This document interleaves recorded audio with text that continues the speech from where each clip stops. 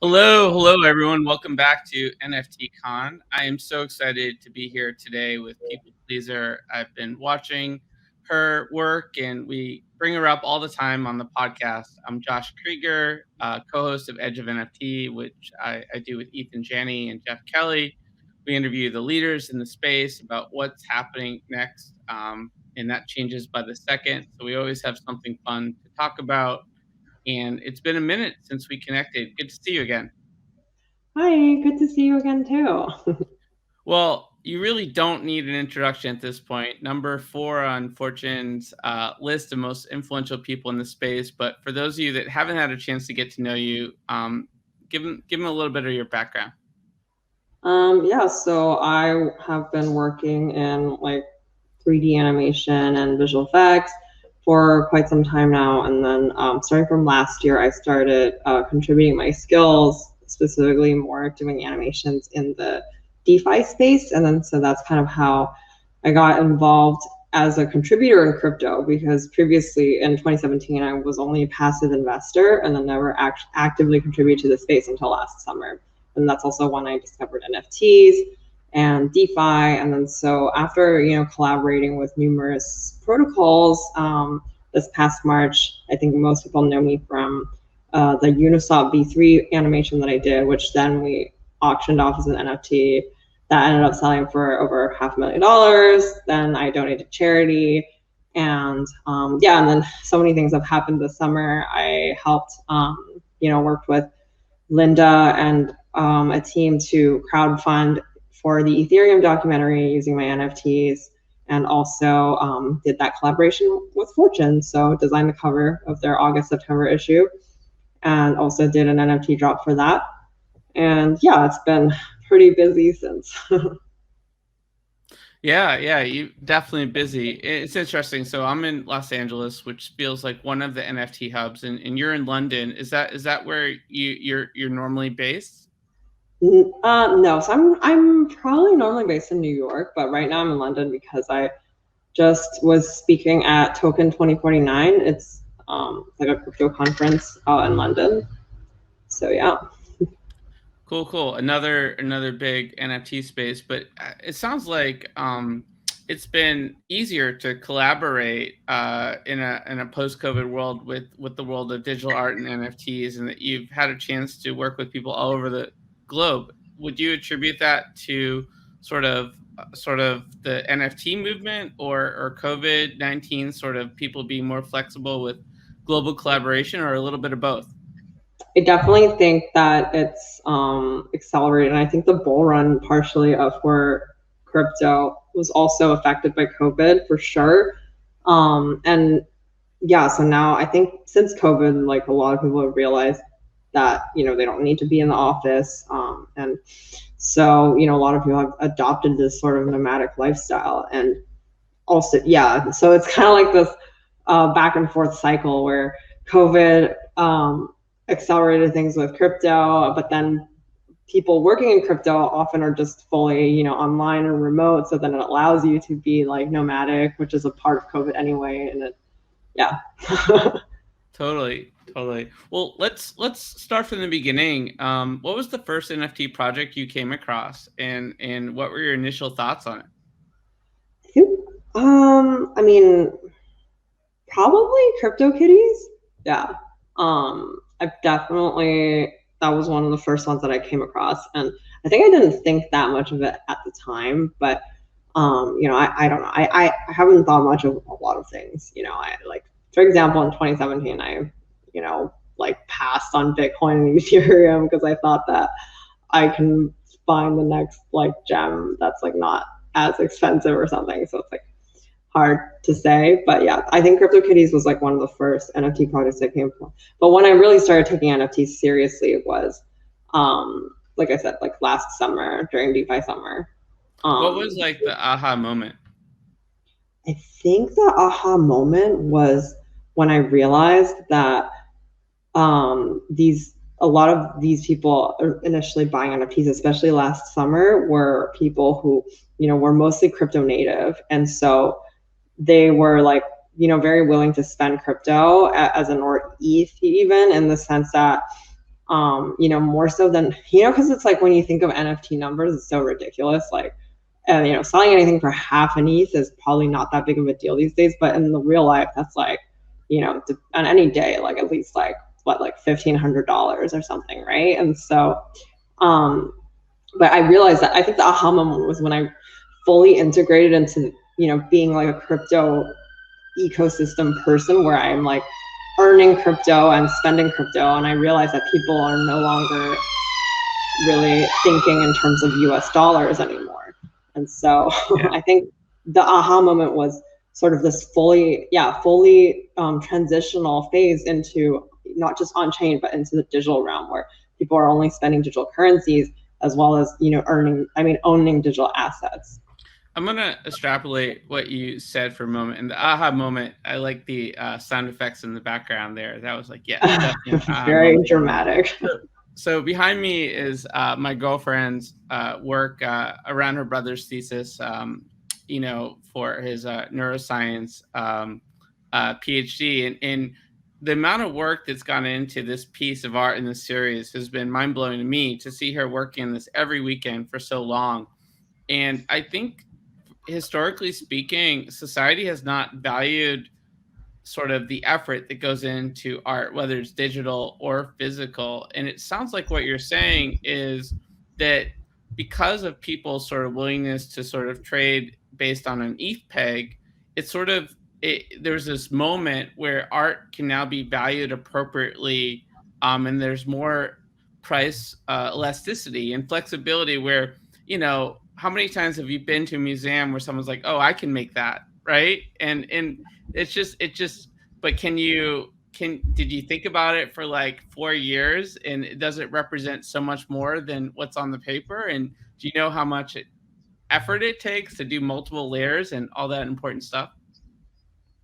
I think there's certainly that layer of it, but I think maybe another, I don't know if this is kind of contentious for me to say, but another layer of it is like, do you know the right people who can get you up in a gallery? It's like, I think that's actually such a huge, from what, obviously I don't come from traditional art, right? And then that's such a big thing in traditional art, is just like knowing the right art appraisers and the right gallery owners and being, endorsed by the right people, all about connections and getting to the right places.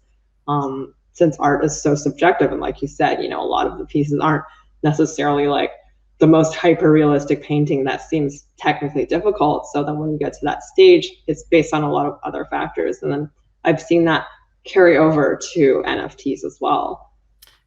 So in a good way or a bad way? I think at the end of the day, with any sort of economic system, this doesn't just apply to art. Maybe, you could say, or you could argue that with things like tech, it could be less so because it is very like based on technical skills. So, if you literally cannot program this well, then it will show. But yeah, I think, with any sort of career and industry, there's a lot of, to get to the top, not just like elements of luck and skill, but also just like knowing the right people. There's always going to be gatekeeping. I personally think it's a bad thing. I mean, that's why I'm an advocate for decentralization. And I, really hope that with NFTs, we can sort of adopt a more inclusive mindset. But at the end of the day, I'm just talking about art at this point, right? Because so many people are just only thinking of NFTs and synonymously to visual art right now. But, obviously the technology is so powerful, it could be way more than that. But yeah, in terms of the NFT art world and, how much these assets are being like traded and sold for, yeah, I hope that we migrate towards a future that's more inclusive and less sort of based on, connections and gatekeeping and all that kind of Web 2 concept. I guess my question on that note is that starting to happen? Are people starting to value art differently based on what NFTs have done to the space?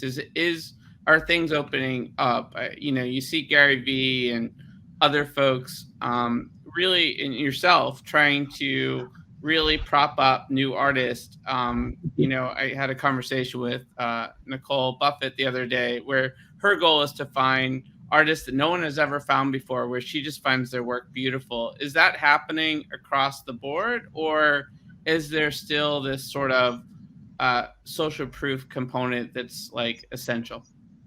I think there's definitely the social proof component. Seems that about something that many members of the community care about.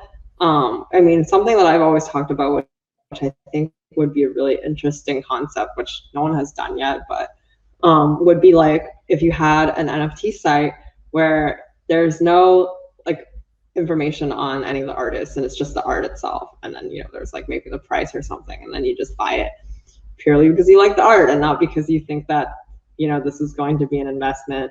I mean, and there's no right or wrong way to do things. I'm just saying that since this technology is available to us, we have probably so much room to play around and experiment with. But definitely, I think right now, a lot of the social proof aspects are still very much things that people look at.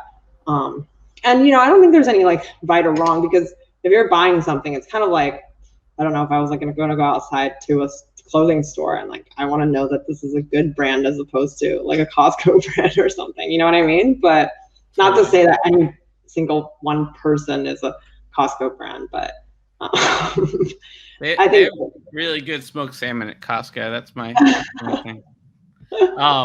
No, I love your idea of that platform. You should totally do that, or have your DAO do it, or maybe someone listening here will do it and reach out to you to collaborate. Let's talk about DAOs for a moment. When did you discover DAOs, and what were your initial thoughts there? I mean, I discovered DAOs probably around the same time that I really dug into DeFi summer, so probably like last summer.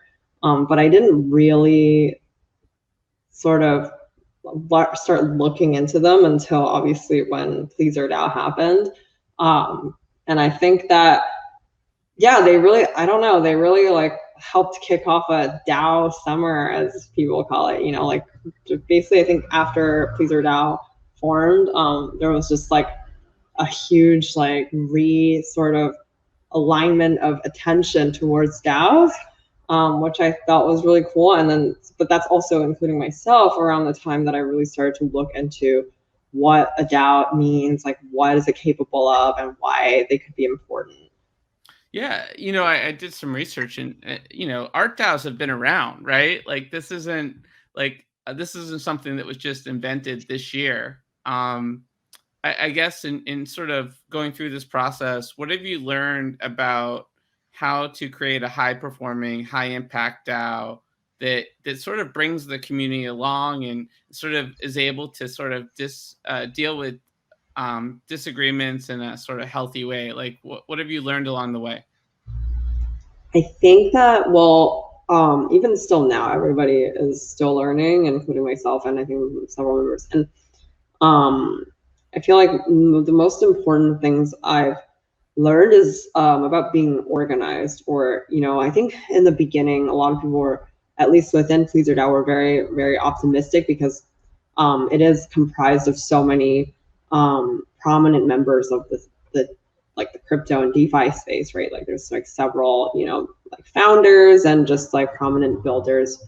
But then we reached a point where we realized that might actually not be a good thing, because since everybody is so like successful already, they're also extremely busy people. And so, this DAO being that, none of us were getting paid or anything, to participate in this DAO. It was purely just like out of people's interest. So, but it also can't be like their full-time job, right? And so naturally there's a lot less time and resources that each of these members can allocate to. And so probably what would have been way more valuable would be to hire, full-time committed people like way earlier on, as opposed to trying to operate as a side project thing that everybody chips in parts of their time to. And so that's probably one of the most, valuable experience that I've learned. And then in terms of, resolving, I don't know that there's many conflicts in the DAO, actually. I think it's funny, I mean, not to paint like a perfect picture or anything, but I think it's just like usually when people have differing ideas, but that's part of the crypto space too. It's just like, not Twitter though, because people love to argue on Twitter, but I think within Telegram. I just went People are to way more. a art plus tech house in DC, and they had an exhibit that there was this brain that changed based on arguments and sentiment on Twitter. And so like you just see it go from a really calm, harmonious environment to like a thunderstorm all of a sudden. Oh, And yeah. Yeah, people love to argue on Twitter, but I think in Telegram groups, people are a little bit more efficient about this kind of stuff. So, you know, I think when there's like, for example, when they're talking about acquisitions or like what they want to acquire, when there's disagreements, usually people are pretty open to hearing out, okay, why do you disagree? And then, yeah, typically people bend one way or the other. There's never been like anybody who doesn't give up on their original idea because of, you know, any particular reason. So is there any like folks that you've discouraged from creating a DAO because it just didn't make sense? Is there any reasons to not create a DAO?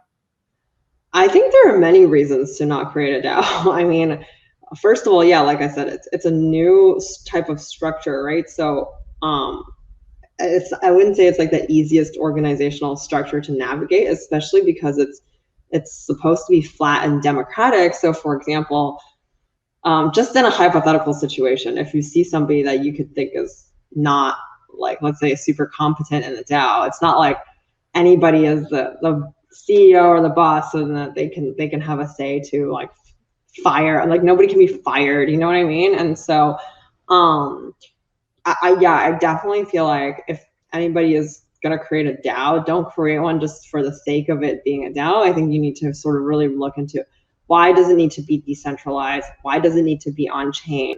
And I mean, like a random sort of like a tangent was that I recently was in Vancouver, and then I went to this place called it's like this hub called Decentral, and then they have like their own sort of like what they call an AO. So it's not decentralized, but you know, they have like their own system of like how they onboard members and you know, like voting and sort of and like hierarchy and like how they structure their organization and everything. And I found that pretty interesting. And so, and you know, because they don't have any reason for it to be decentralized, it just made sense for them to just be an AO. And yeah, so I mean, that's probably just like a long way to say that if you're looking into something like this, you should probably research why a DAO would be necessary and important to you, because it is a lot of work at the end of the day. Yeah, and people talk about community and teamwork, but not everyone feels comfortable with a total egalitarian structure, and it can be frustrating, right? If that's not like the right structure for you. Sure, exactly. So you've been up busy as usual, doing some cool stuff with Steve Aoki. Can you tell us a little bit about the recent Sotheby's auction? Congrats, by the way. Thank you. Yeah, so that was a fun little project that I did, which basically started when Steve Aoki and his team reached out and, you know, asked if I'd be interested in collaborating on something. And then, you know, I sort of responded with, well, if we can find an idea that's like exciting to both of us and interesting and like has a meaning and purpose behind the collaboration, then we should absolutely do something together. And then so, you know, half of it was like realizing that Steve has a very different audience to mine, and then you know, how can we sort of like combine or at least take advantage of that? And this is still an ongoing experiment, right? So the how would you describe his audience? I'm just curious. Definitely more of a mainstream one, as in, you know, like I think my audience is super niche. Like it's just like literally a subset of crazy cult people who believe in magic internet money. Nice. And then Steve has like more of a normal, like functional outside world audience, I think. Obviously, I'm joking. And so, yeah, we were thinking for now, like, until they become weird, culty internet money people, because you guys created a bridge together. This is true. Yeah, and then so the piece called Serendipity was, you know, also I was talking about how on-chain collaborations weren't truly like, you know, I don't think the whole process has been very eloquent up to this date. Like mostly it's just like when two artists collaborate on chain, either one of them would mint the piece, let's say, and then maybe in the description they'd be like, oh, this is a collaboration with somebody else. I mean, Foundation has made like a step forward with that using like the split contract where, on their site, it's like built into the smart contract where you can just split the proceeds, but still even on their site. And also, if you're like trying to look at it on OpenSea or whatever, the piece is ultimately still minted by one address. And then, so I was thinking that if we have that restriction, it's like, it's just, I mean, I don't even know why I need to point this out, but it just obviously it's wrong, not wrong, but just like doesn't feel super right that only one of the collaborators is minting the piece, right? And then so then I like explored this idea of like, okay, well, if we created a Gnosis safe, similar to a DAO, but it's not a DAO, and then let's say Steve's address is on the multi-sig and my address is on the multi-sig. So on chain, you can see that both of us own this Gnosis safe, and then if we use the address of the Gnosis safe to mint the piece, then that's not the most ideal of situations, but at least a step forward than just each one of us having to pick who is minting the piece, right? So at the very least, and then since it's already a Gnosis safe, I thought, well, if we we'll mint a piece and then we sell it and then the funds go back into the safe, which is the vault, then we can also use that to sort of like curate and collect. And then, me being obviously female, but also just Steve had noticed this as well. It's just like amongst blue chip artists or just a lot of the NFT artists in general, mostly it's like male artists who are getting a lot more exposure and recognition. And so sort of in the hopes to sort of balance that and give, up and coming female artists like more of a stage and presence and hopefully exposure. We thought, well, why not do an experiment where we use this Gnosis safe, where the piece itself gets auctioned off, funds go back into the Gnosis safe, then we use that to collect from up and coming female artists, but also that hopefully combining our audiences, we can shed a little bit more light, and just to see if this kind of behavior can inspire change in the space and also for people to pay more attention to female artists. So that's amazing. What was the sort of theme of the piece and how did you come up with the concept? Well, the concept was something that I had come up, a while ago. I mean, this isn't, you can often see this theme of like a female character with like a big sort of either like a monster or, just like big type of like, it's like a recurring theme in a lot of my art pieces. And I think part of the commentary is just sort of like I always say that it's like a lonely journey for me to sort of, not because it's not a fight, right? I'm not fighting like gender disparity, but it's more of like, see, in all my pieces, it's more of like a harmonious, but usually like the monsters or whatever are friendly with the female character or, at least like, allies with the female character. And it's more of just like trying to make a commentary on like tackling this huge sort of like problem or like all these systemic values that we have been inscribed with from society and how sort of like we can like tackle that on, or at least for me, and how I can turn that into a friendly, collaborative one as opposed to female versus male or like gender wars. It's not like that at all, for like in this case, for example, like Steve was so on board to help, sort of benefit like up and coming female artists because he also agrees that there just aren't enough of them being recognized in the space.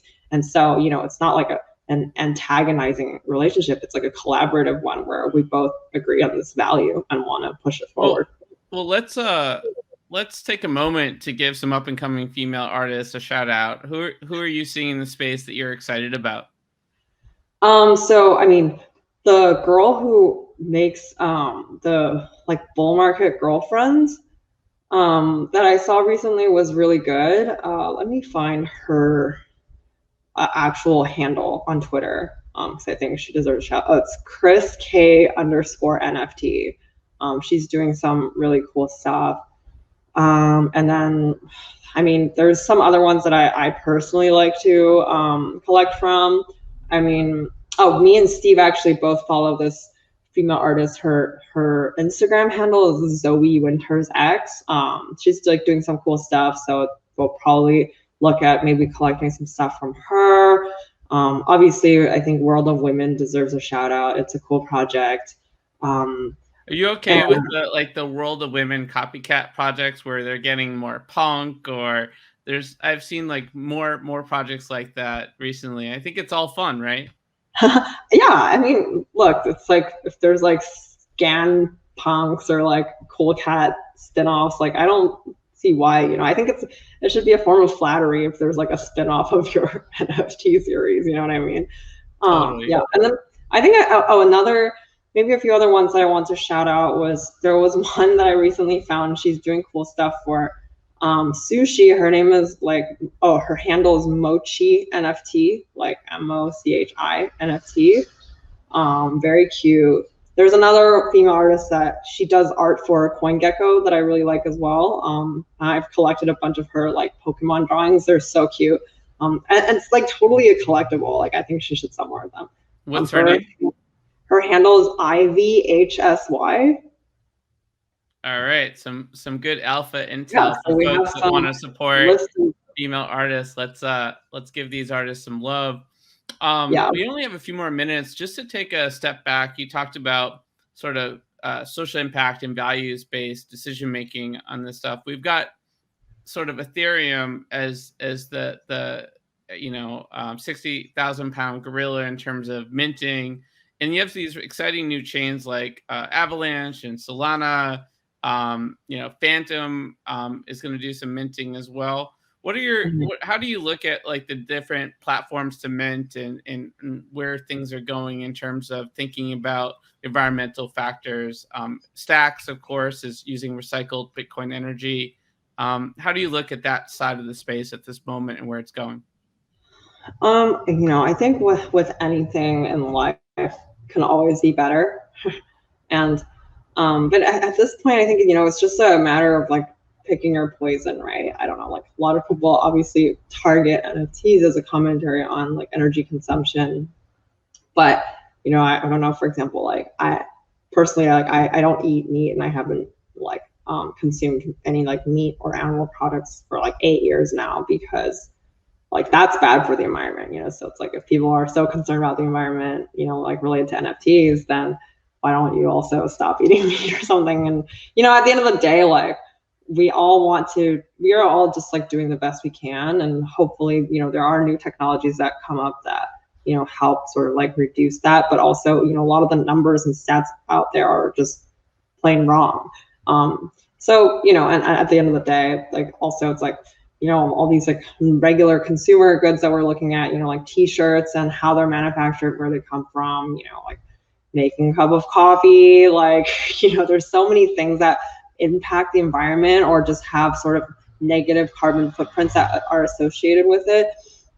So it really is just like being mindful at the end of the day. Like myself, I'm not like minting NFTs every single day, right? So yeah, and you're doing good things with them. I mean, even like look at vegan leather is pretty toxic. It can be, right? With what's in that.